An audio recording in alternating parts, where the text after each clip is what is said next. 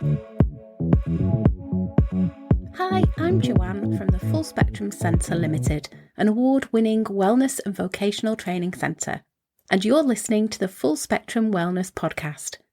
This show is all about physical, mental, emotional and spiritual wellness, and it's for people who are looking to improve their overall health and well-being. Each week, I'll share with you all the positive takeaways, tools, techniques and tips that I've gathered in both my personal and professional wellness journey that will help you to look, feel and be well. With a dose of motivation and meditation to keep you going, I'll be joined by a few friends who will be sharing their insights along the way too.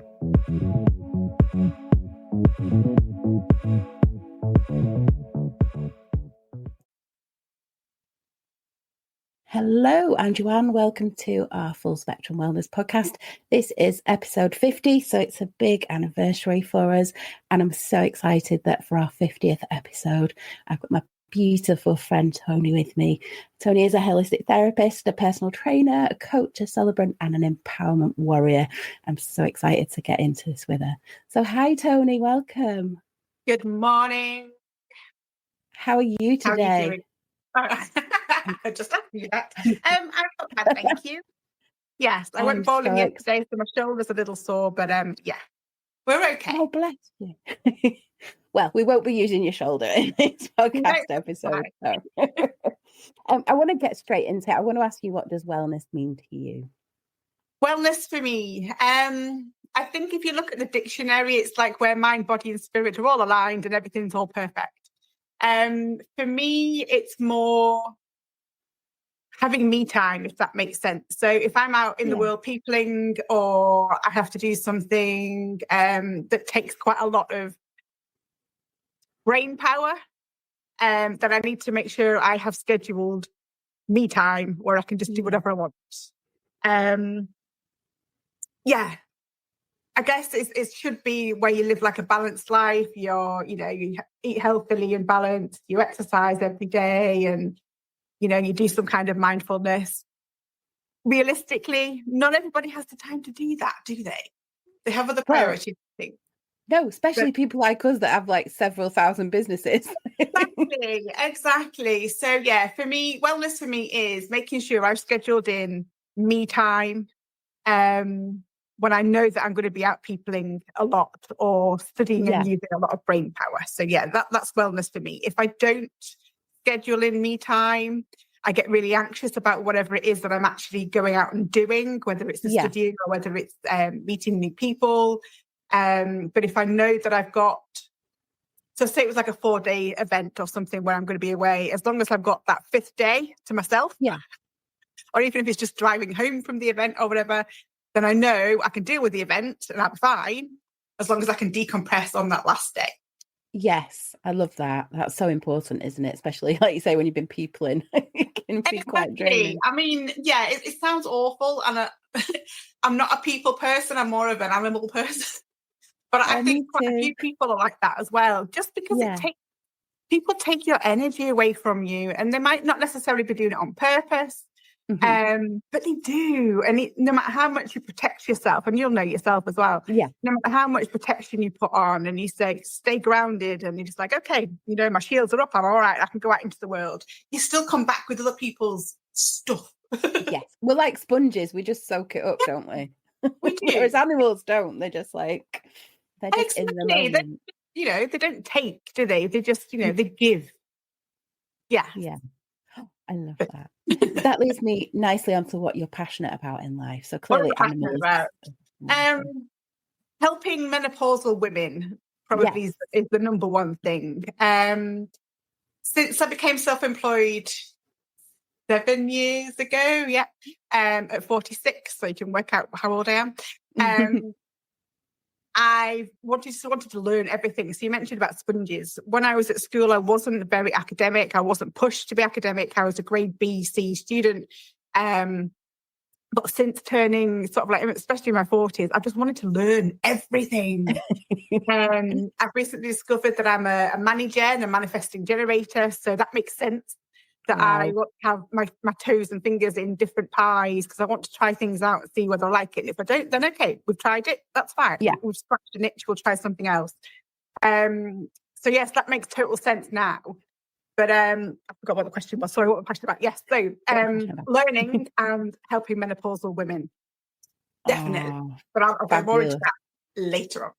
Absolutely. So I really want to drill down in when you first became interested in so you're a holistic therapist, as I said before, you're a personal trainer, you're a coach, you're a celebrant, an empowerment warrior. So when did you kind of get interested in all those things?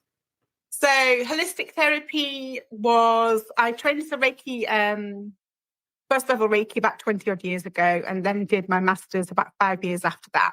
But I've done nothing with it. Like some people do. You do a course and it's just like, okay, that was nice. Don't do anything with it.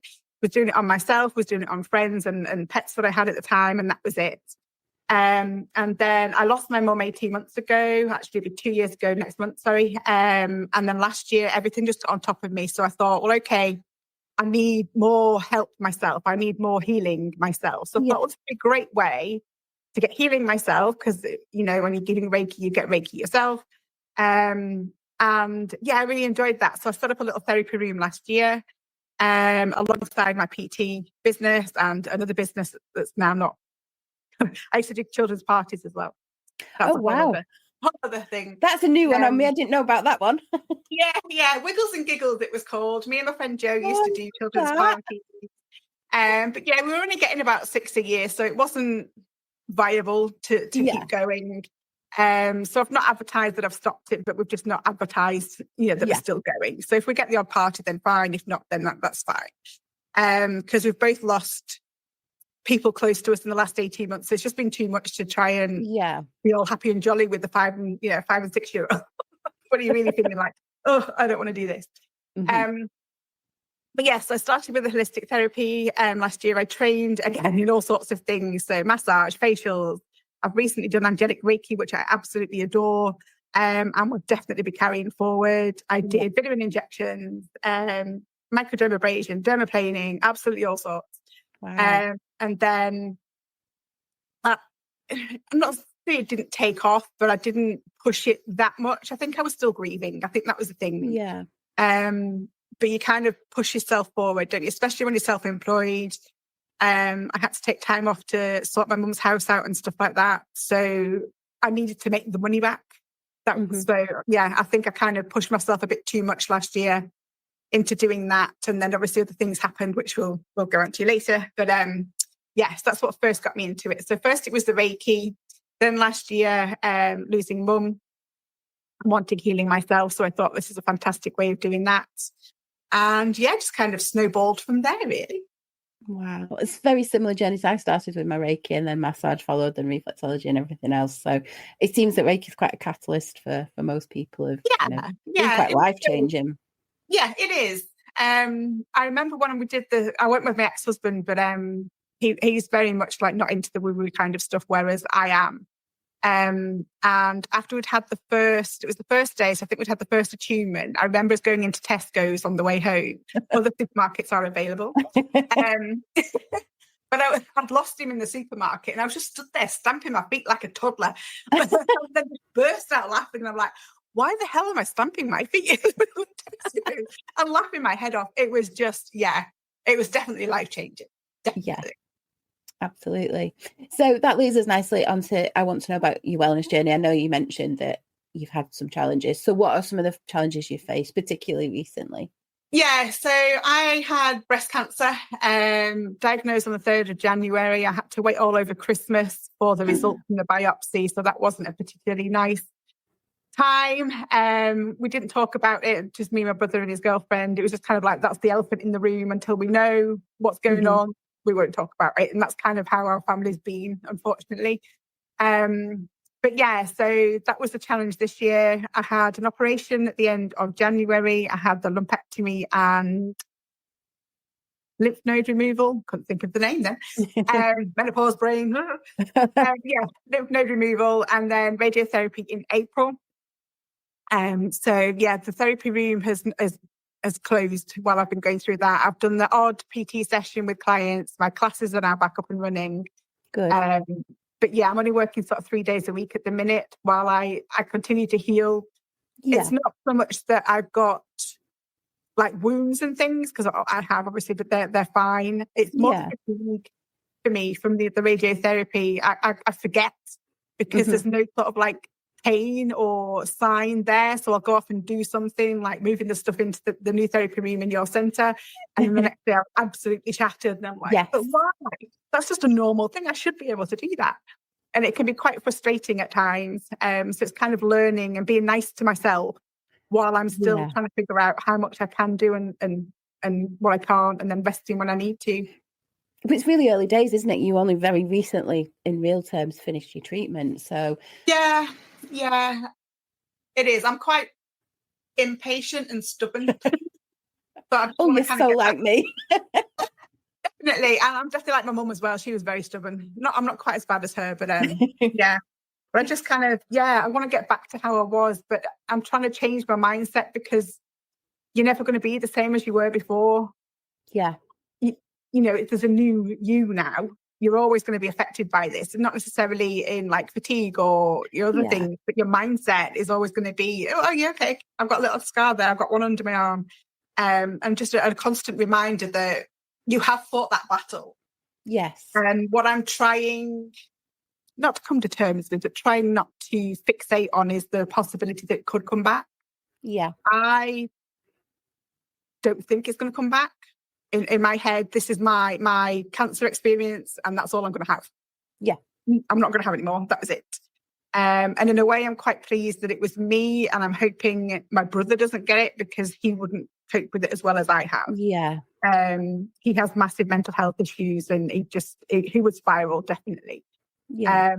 So I'm kind of hoping like the 1 out of 2 people thing is that I've been the one person. And that he doesn't get it, but obviously it doesn't work like that, does it? Yeah. But yeah, that's kind of, it is a little bit like a lottery, isn't it? But we've talked about this on lots of our episodes. The mind-body connection is so powerful, and it really highlights itself in cancer surviving statistics that the people that get that diagnosis but have a really positive mindset are generally the ones that survive it. And that's not only because they're positive, but it's that real mind-body connection that what you tell your brain and your mind, it responds to it. So if you're telling it that that's it, you're not going to get it again, then that creates that reality. And it's so important to get that over to people. This isn't woo-woo. This is scientific fact. Yes. Prior to getting the diagnosis, I inherited this from my mum. She was very victim mode. Yeah. So in a way, I'm kind of glad she wasn't here, because she would have taken it on as her thing and gone to everybody, oh, my daughter's got cancer, look at me, you know, be sorry for me kind of thing.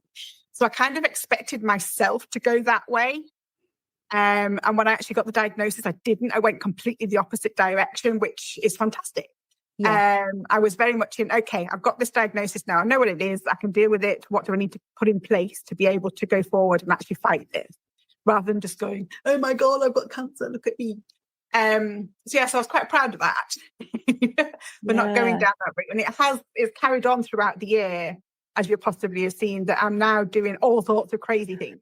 Yeah, you're just like, it's like you've got a second chance at life, and you're just embracing it. I love it. Life is too short, and I've been, it's been reminded, especially with my mum died, when my dad died 12 years ago. 12 years ago? Yeah, 12 years ago this year. Every time something like that happens, you're reminded that life is short, and until you actually get something that affects yourself, you don't quite get it. But this year definitely I'm more, okay, life is for living. Let's get out there and do it. Yeah, and I love the fact that you said earlier when you were talking about getting your diagnosis and waiting for that period of time over Christmas, obviously everywhere shut, labs are shut and stuff. You mentioned about talking about the elephant in the room, and I think we call it the big C because we don't even want to use that word, but modern medicine nowadays, most cancers are really treatable, especially if you catch it really early. And I think that fear that it generates in people, we just need to remind ourselves that actually it's just like any illness. There is treatment out there, and not to be scared of that, just embrace it. Conventional medicine, but then do all the other stuff that complements that. Definitely. Did you use like your toolbox of complementary therapies alongside your conventional medicine? A little bit. I did a little bit of Reiki. I did go down the rabbit hole slightly after the treatment because I was bored. Yeah.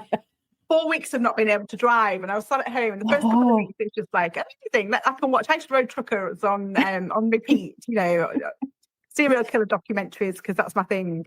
But then after that, it's just like, oh God, I've got another couple of weeks of this, and then I've got the rest of the treatment, and it's just like, oh, I'm so bored. So I went down a little bit of a spiral, but then after that, I think because my brain had cleared, I was getting all sorts of, this isn't that really bizarre, possibly not to you, but to other people. I felt like I was getting downloads. Yes. Yeah. So one of the crazy things that I'm doing is I'm writing a book. And alongside that book is a workshop and also some oracle cards. So what came to me was the oracle cards. So I've got themes or ideas for 42 of the 44 cards. They've all got the title. I just need to decide on like images and then write the little booklet to go with it. But that just came to me. I just sat there with a piece of paper and I'm like, okay, I need 44 squares. So I drew out 44 squared and it's just like, I was like, oh my God, this is amazing. But I think that's because I wasn't rushing around and doing all these things, and I had to be still and I had to, stay at home and not do anything. Yeah. That was quite amazing. I completely get that. And I think life-changing events bring that intuitive side. We're all born intuitive with a sixth sense, but some people turn it off for one reason or another. But we all have that internal ability to connect to source. And when you're still and you're not rushing around and you've had this life-changing event, the same thing happened with me with Rosie. Obviously, I've taught spiritual development for 20 years and can tune in, but that heightened when she passed and that period of grief. And the same thing happened. The first thing she came through was with an oracle card deck and then the book. So these are downloads. We're getting this information from somewhere, from source, and it's just about then sharing it with the world. And I think that's so important that you share your story, because just people that are listening to this podcast episode that are going through that same challenge and journey, it can inspire them to start to think more positively and be open to whatever's out there to help them on that journey. And having that support network as well, because it's so important when you're going through something like that. It is. Know that you're not alone. Well, yeah, I kind of did go through it alone. So obviously Mum wasn't here. My brother, like I said, has got massive mental health issues. So I only told him what I felt he could deal with. Yeah. And I don't have a best friend or like a partner or anything. So I was going through it pretty much on my own. There were a couple of groups. There's a local Thameside group, Bosom Buddies, which has been great. Yeah. And then there's a couple of like national groups as well, but they were more scary, for want of a better thing. So somebody would post something and say, I've got this, and then loads of people would go on and go, oh my God, you've got this. And it wasn't very helpful. It wasn't very encouraging. So I came out of those. Mm-hmm. I guess in a way,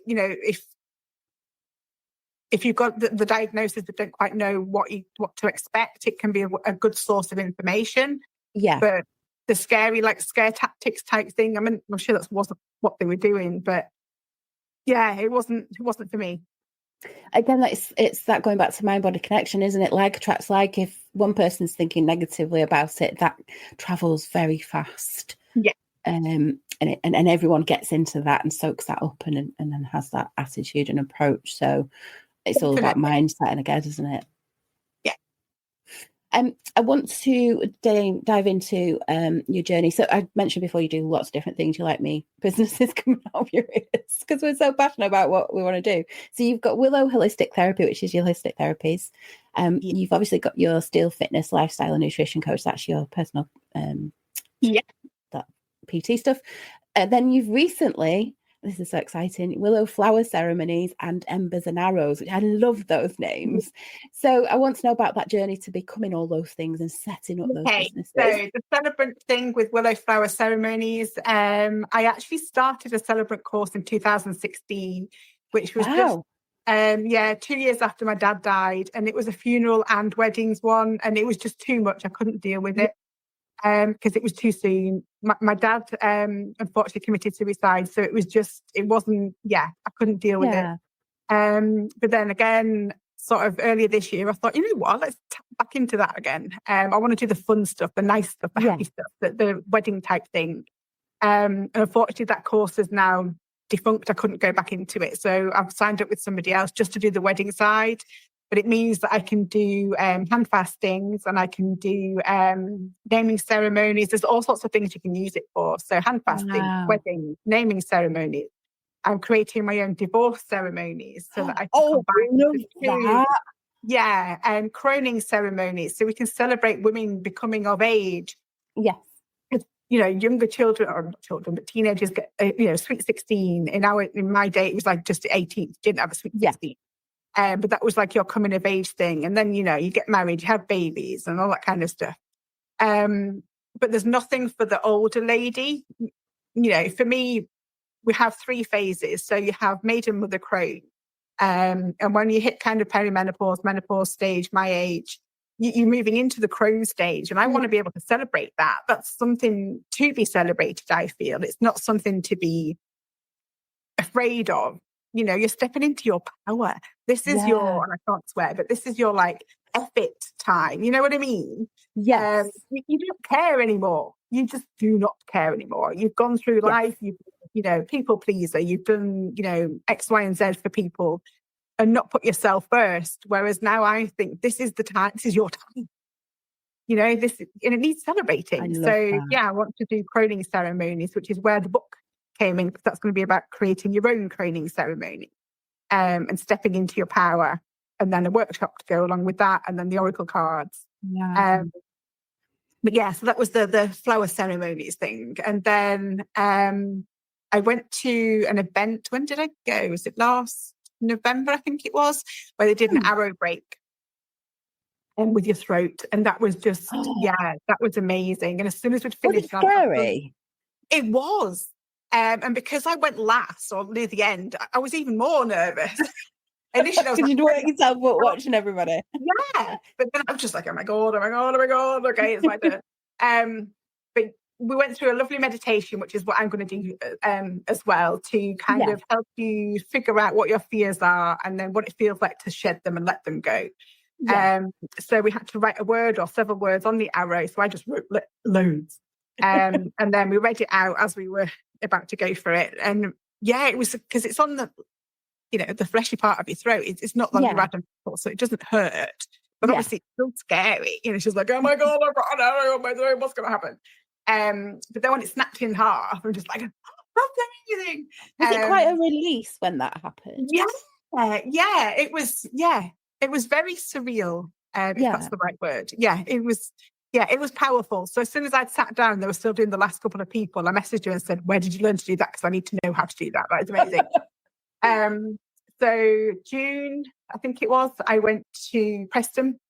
And I learned how to do the arrow break, the board breaking with your hands, so like kung fu. You did a proper karate chop. That was cool. Rebar bending was so you bending the metal steel rod with your throat. Didn't enjoy that one as much. I think that would be more of a macho kind of thing to do. So if somebody had like a team building where it was all men, or a stag do or something like that, you know what I mean? It would be their kind of thing. I don't think it was. It wasn't for me. I think it was fine. I'm not trained in it, so other people can do it. I did a glass walk, which I thought was going to be my scariest thing, and I really enjoyed it. Really? And then Lego walk. Oh my god, that was painful. Really? Yeah.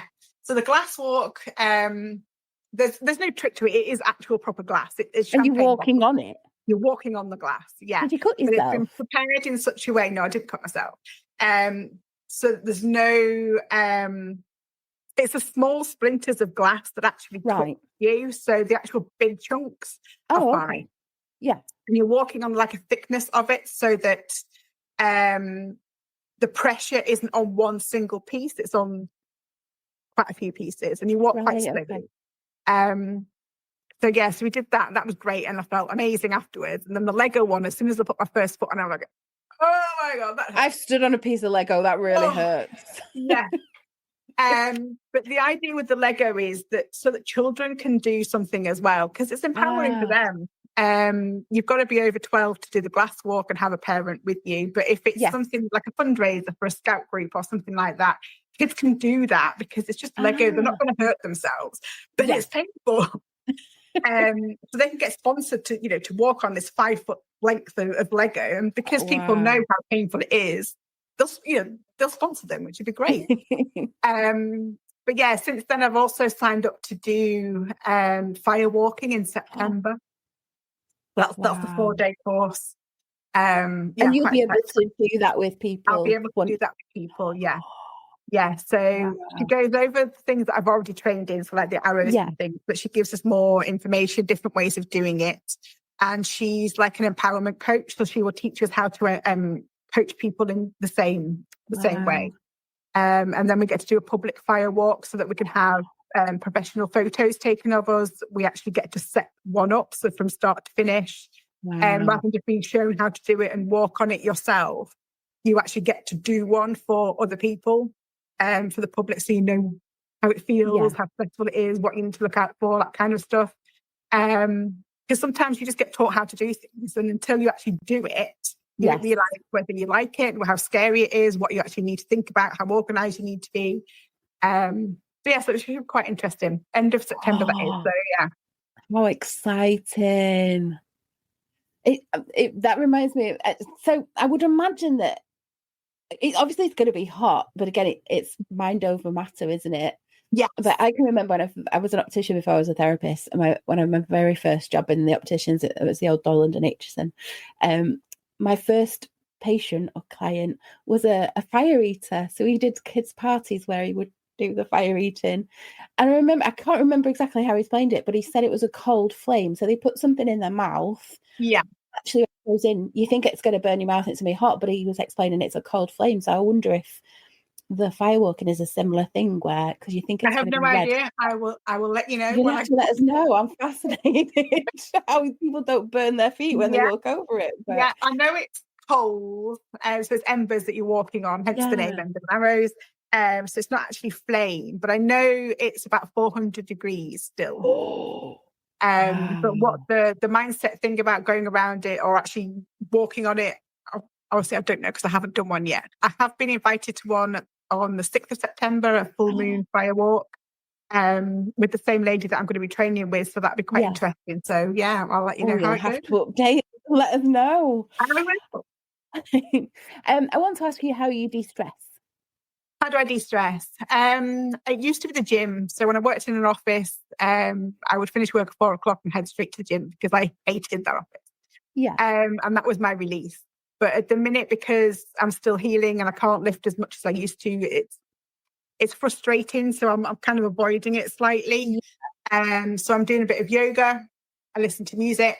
I watch serial killer documentaries and stuff like that. And I like reading. I've started reading again quite a lot this year because obviously the price of electric and stuff's gone up, and while I was off work I didn't want to be having the TV on 24/7. So I started reading again, and I literally live in a library. If you could see my apartment, I've got so many books, it's ridiculous. And I enjoy reading, and I read different things, and I can't have one book on the go. I have several books all at once. I'm like that. Yeah. I think we call it shiny object syndrome. You get attracted to one thing. Probably. And then... She's like, oh, there's another thing over there. I like that. Yeah. Whereas some books, if it really takes my interest, I'll read it from front to back. But then others, if I get slightly bored with them, I'm like, okay, I'll start something else and then come back to it. But probably reading, and music. I enjoy dancing around the apartment to music. Singing my head off in the shower like you do. I do. I like raving in my shower. How do you, so all of this going on, all of these businesses, all of these exciting things you've got going on in your life, you're embracing this second chance of life. How do you balance life and work? Not very well. You? As you know, having multiple business ideas and streams and things. Not very well, but I'm saying not very well. I don't seem to switch off. That's the thing. But because I don't have children, I don't have a partner, I don't have to switch off at 5:00 when work finishes or 7 or whatever, and then come home and deal with them. I can just come home and go, okay, I've had an idea for something, I'll write it down. Or if I've had an idea for a post, I'll write it out. I don't have to stop, which in a way is quite good. Yes. So yeah, whether I have a good work-life balance, I think I do at the minute, because I'm only working 3 days a week. I'm enjoying having long weekends. Yes. So like 2 days, I'll think, well, okay, I need to clean this, or I need to do that, or I've got loads of stuff still from Mum's house that I'm trying to sell. So putting things on Vinted and eBay and stuff like that. Yeah. But then I'll have 2 days where I'll plan nothing. So I can just binge watch the TV if I want to, or just sit there and read in my pajamas, or whatever I want to do. So I wouldn't say necessarily I've got a bad work-life balance, but because there's only me to look after, it's a bit easier, if that makes sense. I suppose it's a double-edged sword though, isn't it? Because when you don't have to switch off, the danger is then you are switched on and creating all these things and having these ideas 24/7, and then you've got to be quite strict with yourself to like have that downtime. Yes. That's something I'm not very good at. Me neither. I've got loads of things that I'm studying at the minute, or start in September, so I have to schedule those in. They're already in the diary, so I'm going to have to just make time and make sure that I'm not thinking about other stuff, like you said, shiny object syndrome, or scribbling, whatever you want to call it. And I think I'll probably find that a bit difficult to start off with, but once I'm in the flow of it, I'm hoping it'll just click, and then everything it'll just tag along and be nice and happy. Go with the flow. Fabulous. Exactly. I mean, winter's a great time for me anyway, I think, for hunkering down and studying, or, reading, or researching. If there's something you've had an idea and you need to research a bit more before you actually bring it to life.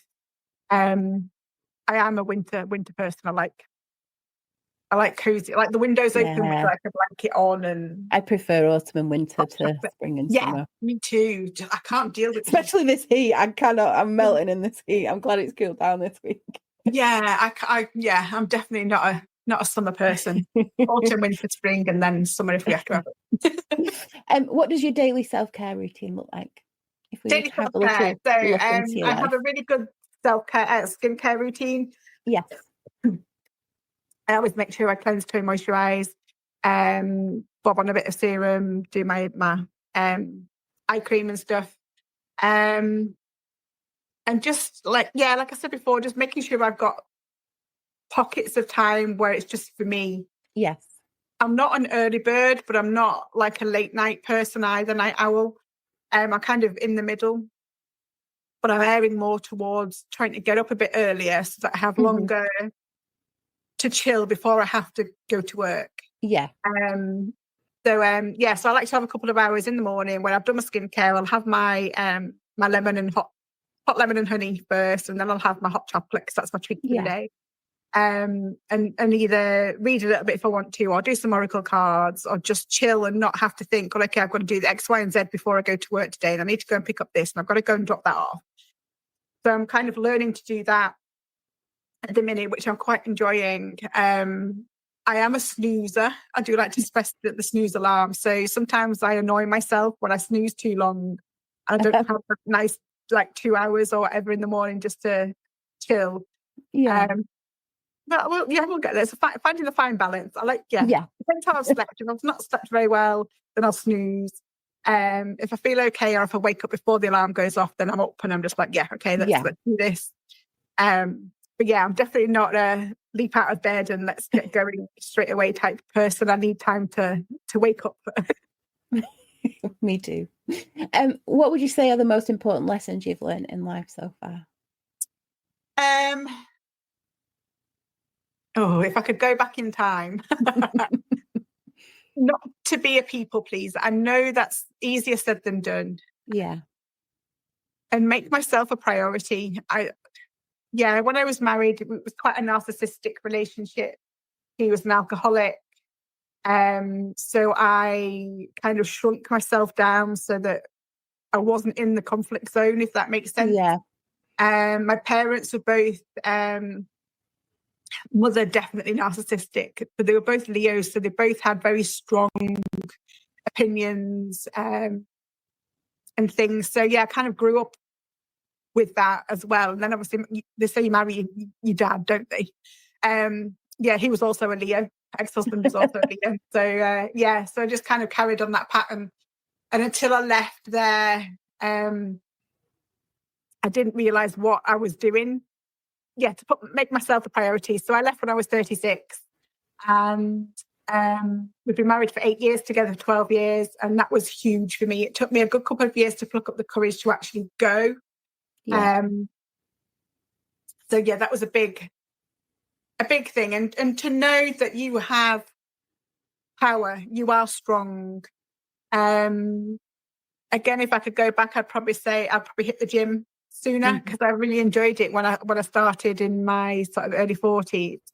And it was something I hadn't thought about doing before. I'd done the odd exercise class and that was about it. But I really enjoyed lifting weights. So if I could go back and tell myself in my 30s or even 20s to go and do that, then I would definitely do that.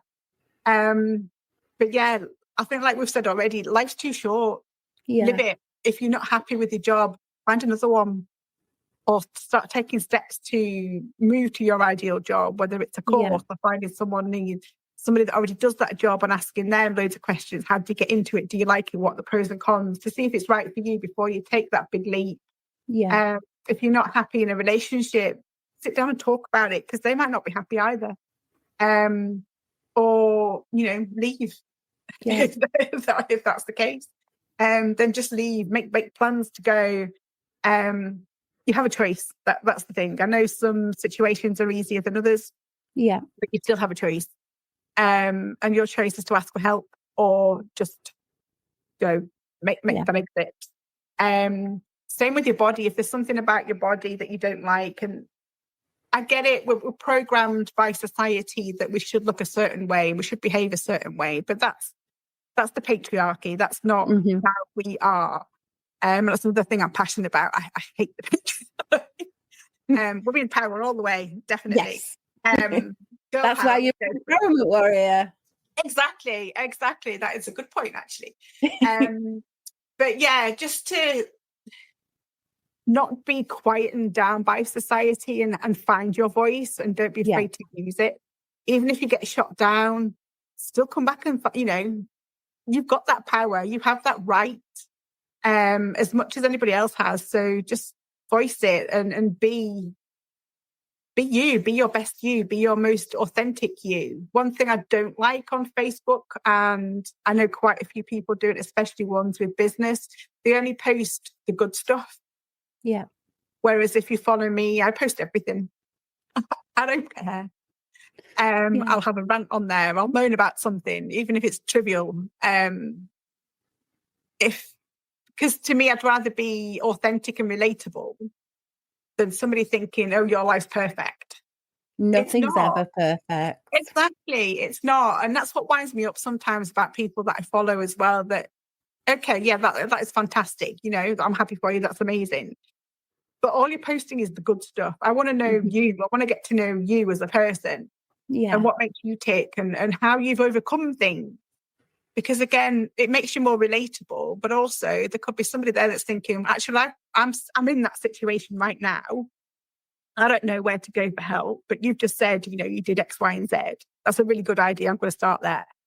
It's helping other people, even though some people might think it's, what's the word I'm looking for? Not over the top, but I can't. Self-indulgent is a word I've heard thrown around when you're showing all sides of yourself. Definitely. I found the same thing with the cancer as well. Obviously, I'm posting a lot more now about cancer and checking yourself at the first of the month and stuff like that. And I've lost a couple of friends through it, which I find quite bizarre. Same happened to me if I post about grief about Rosie. Yeah. It is bizarre. It's almost like people only want to see the positive. They don't want to, almost like they can't cope with somebody else's grief or pain, but like you say, that's what makes somebody authentic. We're not this perfect person all of the time. Exactly. And if I can help somebody voice about having cancer, then fantastic. Or give them a bit of support. people initially popped up in my inbox when I first said that I had it, saying that they'd had it, several years ago, or they've had it 20 years ago, or whatever. I didn't even know. They'd never spoken about it. And I've worked with these people for like 12 years. And I would have liked to have known that about them. Yeah. Not necessarily to give them sympathy or whatever, if that's not what they wanted, but it's something nice to know about somebody. Well, okay, you've had that. That's fantastic. You've come through that. That is amazing. I'm really, proud of you type thing. Yeah. And also you've got something in common with them that you can empathize with each other. Exactly. Whereas there's been a few people that I thought were quite good friends that haven't even commented. They've not messaged me in my inbox, nothing whatsoever. So whenever I post anything about the cancer, I get 0. And I'm like, okay, well, what's going on there? But that says more about them than it does about you. Definitely. It stopped me from posting it. Previously, it would have done. I'd have been okay. Yes. But that's the people pleaser in you. That's why you wouldn't have posted it. Whereas now I'm thinking, you know what? It's going to help somebody. Yes. Even if it's just helping me getting it off my chest, then, I'm just going to go for it. Yeah. I love that, Toni. Everyone should be more Toni. Toni. Finally, what advice would you give to someone who wants to live a healthier, happier, and more balanced lifestyle? More balanced life. So, healthier. If you need to lose weight, and not necessarily, trying to word this so that it doesn't come off the wrong way. If you need to because of maybe health reasons, or you want to because you're not comfortable in your skin, then find a diet or a healthy regime that you enjoy. There's no one size fits all. Yes. So I know Manjaro is going around at the moment, and that's working for some people. It doesn't work for others. Everything has sort of side effects as well. So what I found is if you stop having something that you really like completely, you crave it more. Yes. Then you'll binge eat it, and then you'll feel bad, and then it goes the vicious cycle. Just have a balanced diet. So if you want the chocolate or a piece of cake, have a piece, but include it in your calorie count. That's the way forward, just to count your calories. So you could be that you're not eating enough calories. I've got one client at the minute who definitely isn't eating enough calories. And I keep telling them, you need just do a log of what you're eating that particular day. And you'll see for yourself that you're not eating enough calories. In terms How many of calories should a woman of our age be? On their lifestyle, what size they are, their age, there's all sorts of things. Don't use BMI because that is just such an outdated thing. I was told, when I was very young in my 20s, when I very first got diagnosed with PCOS, I was told that I need to look at BMI chart, and I looked at where they said I should be. I would have been anorexic. Yeah, exactly. That's like, so I've ignored them ever since then. No, I just think that's an outdated measuring tool. It's just even doctors don't agree with it. On most doctors anyway, it's ridiculous. But yeah, just find a diet or an eating regime that you enjoy and you can stick to. Yeah. Keto is quite good if you don't like carbs. Fantastic. Yeah. If you like eating fresh vegetables and fish and stuff like that, Mediterranean diet, amazing. But don't change everything all at once because you won't stick to it. Yes. If you do your calorie counting and say you should be on, I don't know, for your size and activity level, 1,600 calories, and you're only having 1,200 calories, increase it, but don't increase it by having more cake or more chocolate or crisps. Increase it by having more protein. Yeah. So as we get older, we lose muscle mass, so we need to eat more protein. Protein should be the priority. Right. Even vegans, you can increase protein with tofu and pulses and stuff like that, which I hate. But yeah, good quality protein. But have the cake if you want. If you're on, if you're eating 2,000 calories and you should be on 1,600, then reduce it slightly. 400 calories a day is quite a lot, but it could just be that you're having a cake every day. Yeah. And that one cake is 400 calories. Don't have it every day, but have one at the weekend. Yeah. So still that's more manageable, isn't it? Than not having it. You're still including it in, but you're not restricting yourself so much that you want to binge eat it. Okay, if it's on a Tuesday and you're thinking, I want cake, you've only got 4 days left until you can have your cake. Just plan that cake, have the biggest piece of cake that that you want, or your favorite cake or whatever, but just have it once a week instead of every day. Yeah. Same with fitness. So fitness levels. If you want to join a dance class, join a dance class. Doesn't matter what shape you are, size you are, how unfit you are. Find something that you enjoy doing. I used to enjoy doing the gym, working out with the weights, lifting heavy weights, love it. Not currently there because I can't because of various restrictions and fatigue. So I thought I'd try yoga. Had a couple of yoga sessions with a lady who rents the room above where I used to be. And I'm actually quite good at it. Who knew? It's always been one of these things like, oh, I can't do that. It's all stretchy and posy, and you're like, go stand there. You think you're not bendable enough, don't you? Stand in the same position for 30 seconds or whatever. But the way she did it, because she knows I've danced before, she made it flow. So going from one move into another and then into another, and I'm like, oh, I can remember how to do that, because to me it's kind of like muscle memories coming back. Oh, it's a dance. Okay, so my arm needs to be up there, my leg needs to be down there, or whatever. So I'm quite enjoying that at the minute. But yeah, again, it's just finding something that you enjoy doing. If you don't enjoy doing it, you're not going to stick to it. Mm-hmm. So it's all very well me saying, I'm a personal trainer, come and lift weights, because you should do, especially if you're menopausal. It's great for building muscle. It's great for building your bone structure, keeping your bones strong. But if you don't like it, you're not going to keep coming back. You're not going to enjoy it. So find something you enjoy doing. Try different things out. Go walking, go cycling, go swimming. Try, a Zumba class, clubbercise, yoga class, whatever. I did a Zumba class once. It nearly killed me. I did a charity thing for Astley Sports Village, is it? Yeah. I can't remember who the charity was for, but it was a 2-hour Zumbathon and a 2-hour clubbercise. So it was 4 hours. Hated the Zumbathon, loved the clubbercise. Yeah. Because it was more my kind of like music and with the glow sticks. And stuff. Yeah, loving this. See, I could do that. I just could not do that. Yeah. Zumba was just a bit too. It was all very tribal and stuff. And I'm the kind of person that likes to sing along. Yes. Whereas obviously you can't if it's just like drumming music. I mean, it's great music, but it wasn't for me.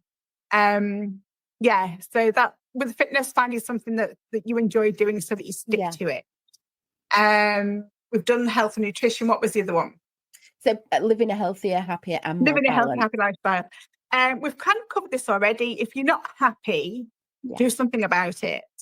In whatever area of your life, whether it's your body, whether it's your relationships with someone, whether it's your job, hobbies. I mean, hobbies, you can, if you're not happy with doing a hobby, give it up.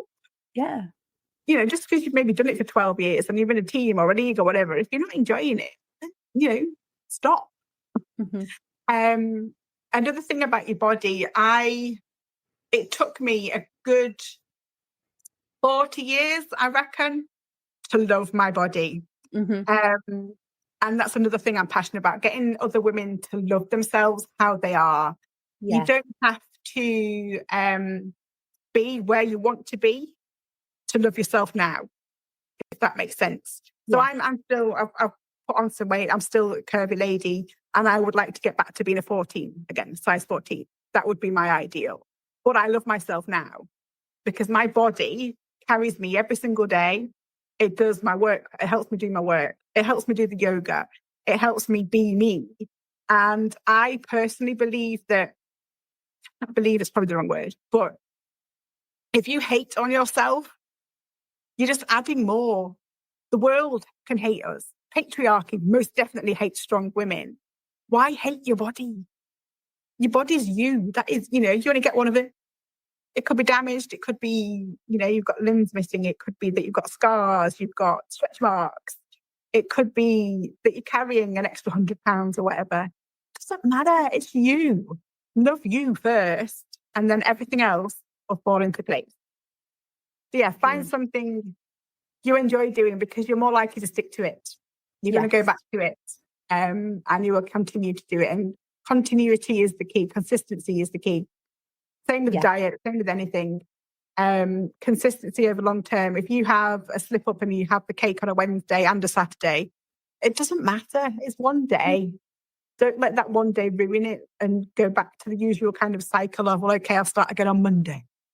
Yes. Because then you've got 5 days where you're being bad. So you've got even more calories to lose, or like, pounds to lose from the following Monday, because you carried it on. Doesn't matter who said diets have to start on a Monday.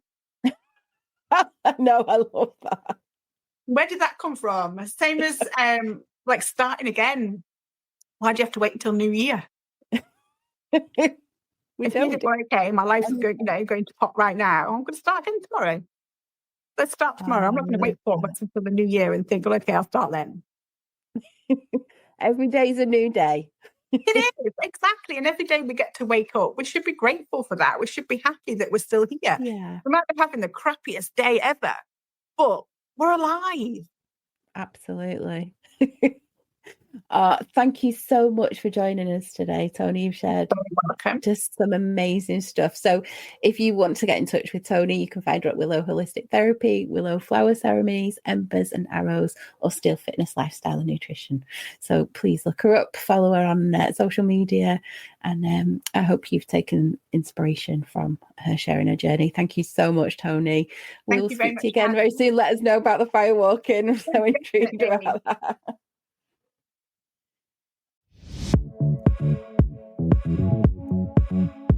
Thanks for listening to this week's episode. I hope you found the discussion and the tips covered really helpful. Don't forget to subscribe, and if you enjoyed this episode, please do leave a rating and a review and share it with your friends and family. Pop along to our website at thefullspectrumcentrelimited.com and join our self-care and wellness newsletter club. You'll receive our free 55-page printable self-care guide and workbook. Well, that's all for this episode, but I really look forward to seeing you next week. Take care and bye for now.